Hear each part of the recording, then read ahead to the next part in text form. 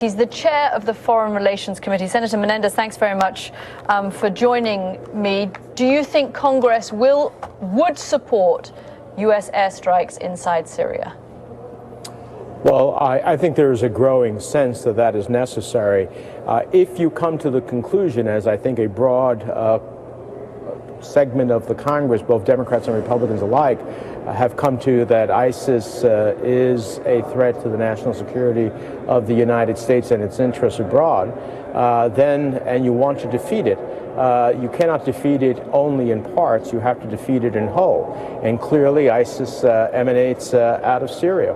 And although it's now presently significantly engaged in Iraq, you'd have to get to the core of it. So at the end of the day, I think that the Congress, that the voices that I've heard, both in the Senate and in the House, saying that ISIS is a challenge to the national security of the United States and a threat, ultimately have to eliminate that threat, and that means finding the wherewithal to attack it inside of Syria. How that is done will be important, and what strategy is devised by the administration will be critical to consolidating that support. Of course, a year ago, when the president went to Congress, he didn't get the backing of the House of Representatives for strikes in Syria.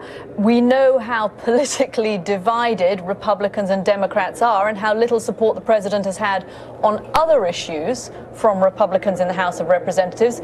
But are you suggesting that this is quantifiably different now?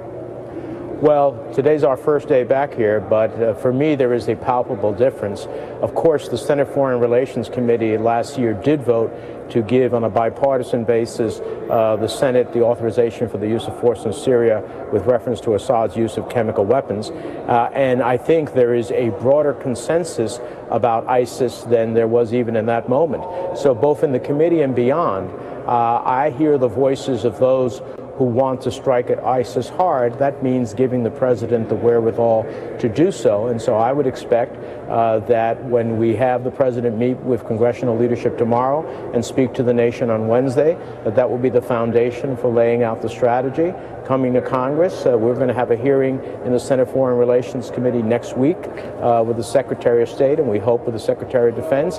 And I think that would lay the foundation for what the strategy is and consolidate the support to defeat a savage terrorist organization that we cannot allow to have operational capacity so that a September 11th event could happen again. Okay, Senator, I also want to ask you about the other big crisis of the moment, which of course is Ukraine. You returned last week from Kiev. Do you think the Americans should be arming the Ukrainian troops? Well, there's only two ways to alter President Putin's calculations. One is to have more significant and broader sanctions that will hurt the Russian economy. The second is for it to be costly to his forces that have invaded inside of Ukraine.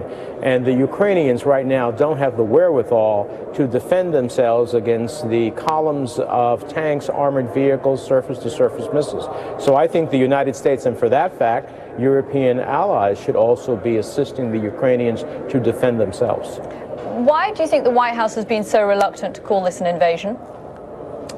Well, I think that while I have called it an invasion, because I think when you have thousands of Russian troops, columns of tanks, armored personnel vehicles, surface-to-surface missiles invading from one country to another without cause and provocation, that's an invasion. Would it be helpful if the White House used that same terminology? Look, what's helpful here, I think, is that we broaden the sanctions and that we give the Ukrainians the resources and the weaponry to be able to defend themselves. It's no use to have night vision goggles and see your enemy if you can't stop it. Okay, Senator Robert Menendez, there, Chair of the House Senate Foreign Relations Committee. Thank you so much for joining me. Thank you.